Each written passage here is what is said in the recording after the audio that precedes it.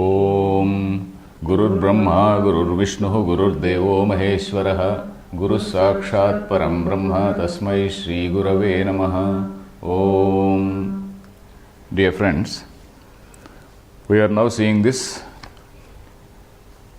Shloka 11. In the last class we saw that Shloka which explained the concept of Yajna. Yajna, I explained to you, it is not used in the ritualistic sense. That is, the ritualistic sense means Yajna where lot many Purohits they sit and then offer oblations into the fire. It is not used in this sense. Because in the chapter 4 again, Krishna is going to give an elaborate description of what is Yajna, what type of Yajnas are there, all that he is going to say.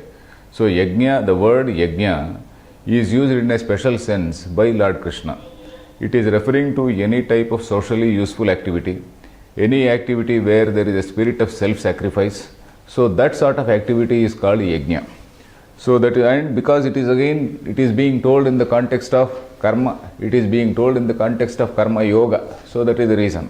So earlier he said Niyatam Kuru Karmatvam, that Nitya Karma, which involves these 5 Mahayajnas, Bhuta Yajna, Atithi Yajna, that I explained. Then subsequently he said Yajnarthat Karmanonyatra. In all activities other than those relating to Yajna, a person is bound. A person is bound means a person will get the fruit of the action. Then again the next shloka, that is 10th shloka, he said Sahayajna Praja Sruštva. That is, all the people are created. There is a sort of duty enjoined on them. As soon as they are born, there is a sort of duty enjoined on them. So that is why that is what it means. Sahayajnaha Prajaha Sruštva. That is what he said. So every person who is born in a particular category, he has got certain duties which are enjoined on him, and he has to perform those duties. So that is what we saw in the last class. Now we have to see this 11th shloka. I will read out.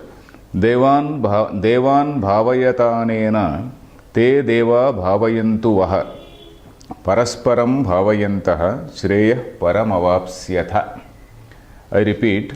Devan bhavayatanena te deva bhavayantu vaha parasparam bhavayantaha shreyah paramavapsyatha.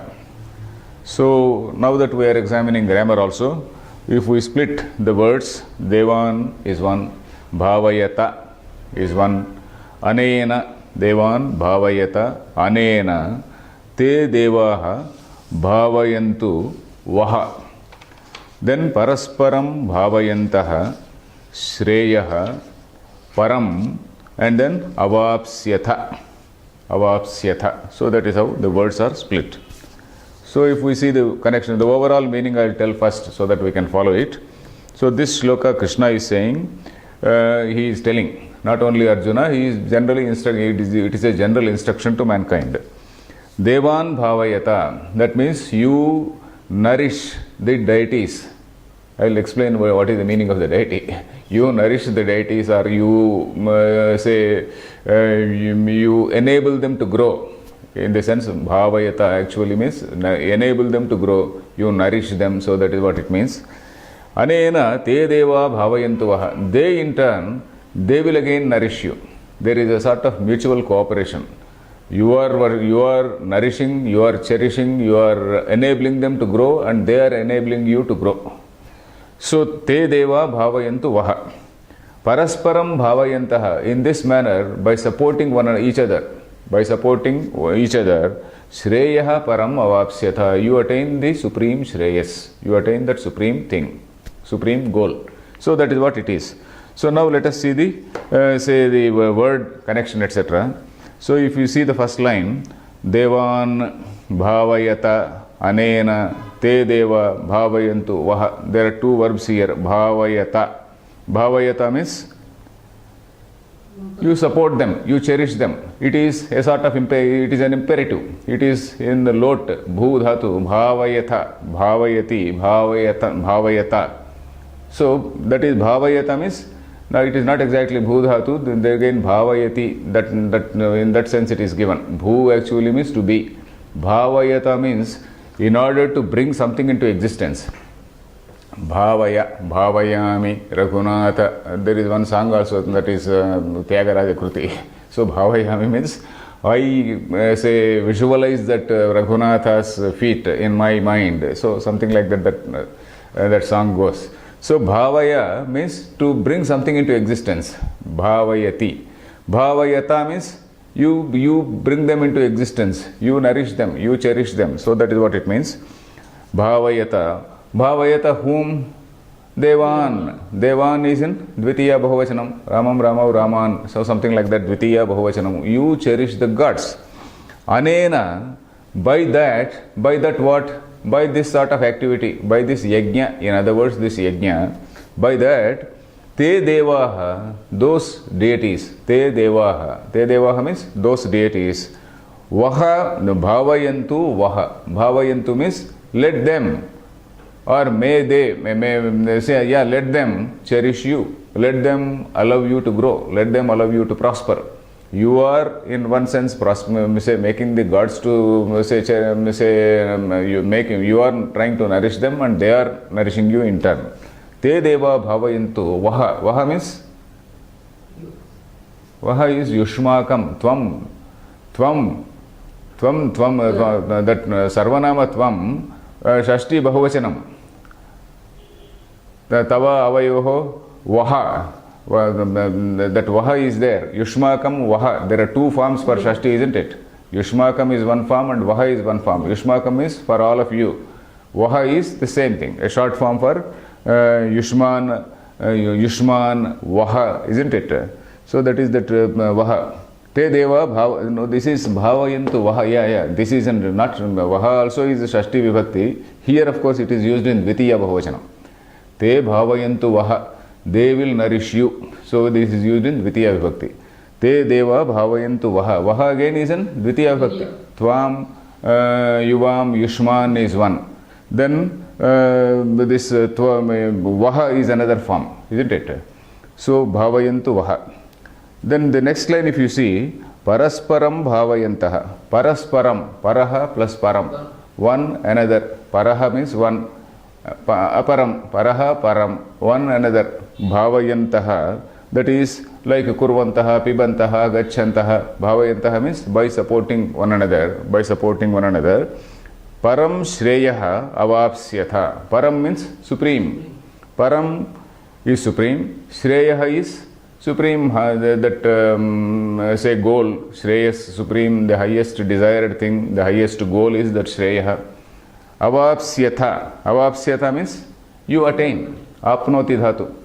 Ava plus apnoti. Avapnoti. Avapsyatha. You attain. You all. May you all attain. So that is that. That is again that lot pratyaya. So you support the deities. They in turn support you. And then by mutually supporting one another, each other, you all attain that Shreyas. So this is what it means. So of course, here for this shloka, the very traditional or ritualistic meaning also can be given.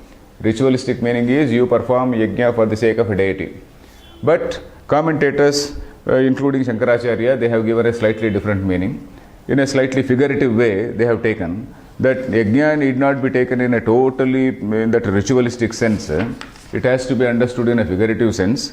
Deva refers to not somebody who are some deities who are sitting in somewhere in the sky wearing some gold crowns and things like that.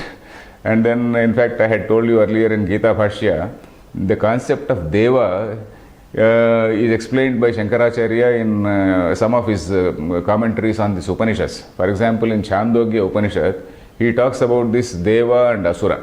Who are Devas and who are Asuras? Deva means gods and Asuras means demons. Who are these gods and demons? Normally in our stories, we think that Devas and gods and the gods and demons, they are there somewhere in the sky holding all various types of instruments and whatnot, and then they will be fighting with one another. So that is what we think. Whereas Shankaracharya gives a totally as a figurative explanation, saying that Devas and Asuras, they are not somewhere in the sky, they are in our own mind. Who are they? All good thoughts and good dispositions and good samskaras are Devas, bad thoughts, bad dispositions, bad tendencies, they are all asuras. So there is a constant conflict which goes on in the human mind. So that is that Adhyatmika Sangrama, he says. Devasura Sangrama, he calls it Adhyatmika Sangrama. Adhyatmika means something which is internal, in one's own self. This Sangrama or a battle in one's own self between the good tendencies and the bad tendencies. So in Chandogya Upanishad, in the very beginning of the chapter, he writes, Devaha Shastrodbhasita Indriya Vruttayaha Asuraha Tad Viparitaha, he says. Shastrodbhasita Indriya Vruttayaha means all our good tendencies which have been nourished by the study of Shastra. So that is what is Shastrodbhasita. Those who have been brought into existence, those who have been illumined by the study of Shastras, Udbhasitaha, that they are all illumined by the study or enlightened by the study of Shastra. So enlightened pravrutti, enlightened activity is what is Deva, and other things are Asuras. So here, Devan Bhavayata, in a similar way, Devan Bhavayata, it is also explained as say various cosmic functions are there. For example, rain is one function which we see in the universe. Then sun is another function. Sun is giving us energy. Rain giving us water we need. So all these things, the river, for example, in our tradition we treat a river as a deity. We treat the Samudra as a deity. Samudra, we treat it as masculine, and all these rivers which go and join the Samudra, they are treated as all his wives. So we treat, and Nadi, we call it our mother. For example, Ganga Nadi, Ganga Mata, we call it mother. So Godavari Mata, Krishna Mata, we call it mother. So why do we do that? That is all because we have, in our tradition, we respect nature. We are not supposed to pollute water. So all that, in fact, we don't even, when you dig, suppose you want to construct a house and you are digging the ground. Even while digging the ground, you are asking forgiveness of the earth. For my existence, I am trying to build a house, I am digging you, I am causing you some trouble, please excuse me. Shankusthapana, it is called Shankusthapana when you are putting that thing. Mruttike haname papam. Oh Mruttika, you please forgive me. Then when you are taking bath in a river, you see, I am polluting you with the dirt of my body. Please forgive me. So with that spirit, you take bath in a river. So we are not supposed to pollute nature. So from that sense, all those, cosmic, natural things which we find, or bigger things like, sun and moon which are there in the cosmos, all these things are supposed to be Deva. So you work in tune with them. You work in tune with all these natural forces, and they will again support you. Parasparam bhavayantaha, in that sense, you attain Shreyas. You attain Shreyas. So that is the meaning here. So then, you come to the next shloka. Then in this particular shloka, any more points? I think it is clear. Okay, the next shloka is Ishtan bhogan hi vo deva दास्यन्ते यज्ञ भाविताः तैर दत्तान अप्रदायैभ्यो यो भुङ्क्ते स्तेन एव सः. I repeat, इष्टान भोगान ही वो देवा दास्यन्ते यज्ञ भाविताः तैर दत्तान अप्रदायैभ्यो यो भुङ्क्ते स्तेन एव सः. So the word splitting up is like this. Ishtan, it has to be split. Bhogan plus he. Then wo is vaha. Vaha means to you. Ishmakam. Vaha is used in Dvitiya Bahuvachanam and also Shashti Bahuvachanam. So vaha. Devaha. Here of course in the shloka Devaha Visarga may not be there because that Visarga goes away in Sandhi. So Deva is Devaha. Dasyante Yajna Bhavitaha is one word. That is a samasa. Yajnena Bhavitaha, Yajna Bhavitaha. Those who have been brought into existence, those who have been nourished by the Yajna. So they are the Yajna, that is the samasa. Yajna Bhavitaha. Yajna Bhavitaha. Then Taihi. Tair Dattan is Taihi plus Dattan, Tair Dattan plus Apradaya plus Ebhyaha. Apradaya Ebhyaha. You are showing that shloka? Yes, sir. Ebhyaha. Yaha bhunkte, the one who eats, stena eva saha. Stena eva saha. So the overall meaning is like this. So when you are functioning in such a way, when you are functioning in tune with various cosmic forces, or when you are, if you want to use a totally modern word, keeping that ecological factors in mind. Of course, Shankaracharya probably did not know the word ecology, but then the very sense is the same thing. You work in tune with nature. So, ishtan bhogan te devaha dasyanti. What all you desire, the nature will give to you. The nature, all these natural forces will give to you what all bhoga, what all pleasures, what all desires you have. Why? They are yajna bhavitaha, because they are all nourished by all your good deeds. Then taihi dattan apradayebhyaha. Whatever they have given, by not giving something back to them, they have given you something, you have to give back to them. So by not giving back to them, if you are enjoying, if you are merely exploiting, if you are merely consuming, stena eva saha. Stena means a thief. Stena is a word. Stena eva saha. Such person is really a thief, one who merely exploits nature, one who merely exploits the social society, who takes from the society and does not give back to society. So that man is a thief. So that is what it says. So let us see the connection of the words. Then he, wherever this he is there, sometimes you can take it to first as the first word. He connects to the earlier shloka because he says, he means because it is an avyaya, that is indeclinable word. Because whatever has been said in the earlier shloka, this he connects. Because then what is the next word? Ishtan bhavo devaha. So devaha means those deities. Then yajna bhavitaha.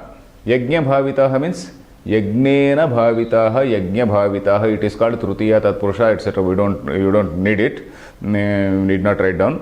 Yajna bhavitaha means yagnena bhavitaha. Those who are nourished or who are supported, who are helped by this yajna. So those people, ishtan bhogan dasyanti. Ishtan bhogan dasyante.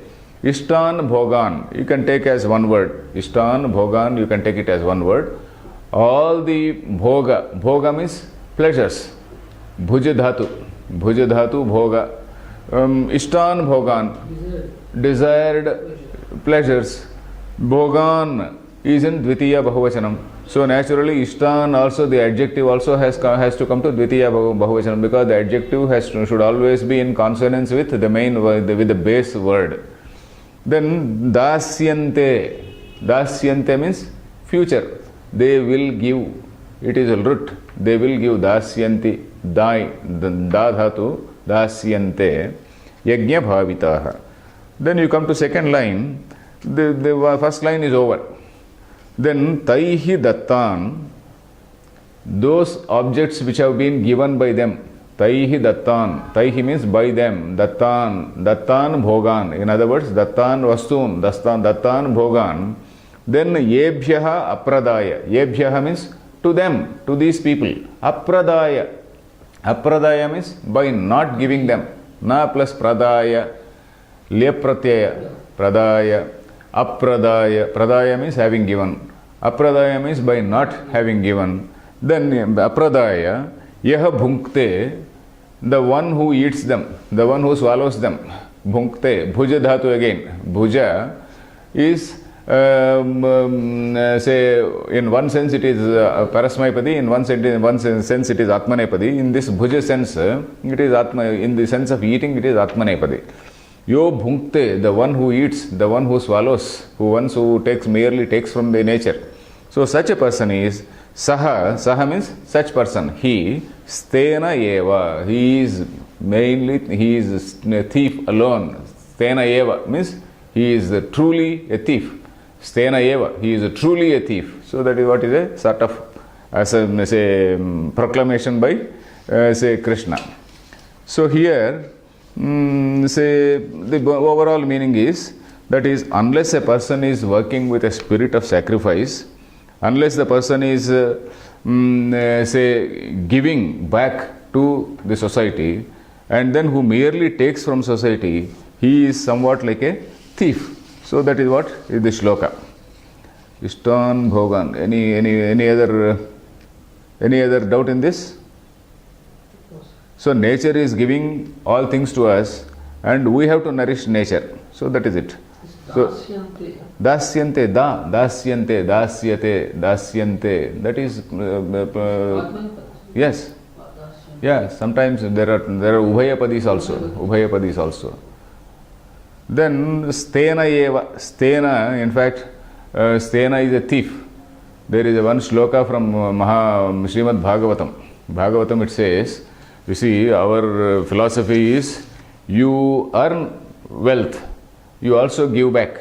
You earn money, but don't store it for yourself. You also give back. And Bhagavatam goes to an extreme extent, saying that yavat bhriyeta jataram tavat swantam hi dehinam. So as much as your stomach can take, that much is yours.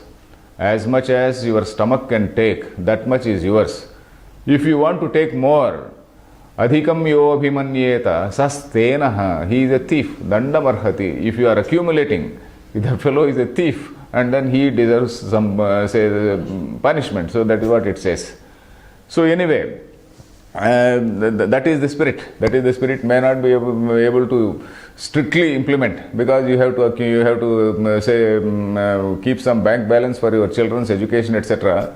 But keeping all those things in view, a person is also supposed to do some good activity, some giving back to the society in some form, either in the form of, it may be in the form of money, it may be in the form of service, physical help, service. So in so many forms one can help. So that is how this shloka goes. So we will continue next.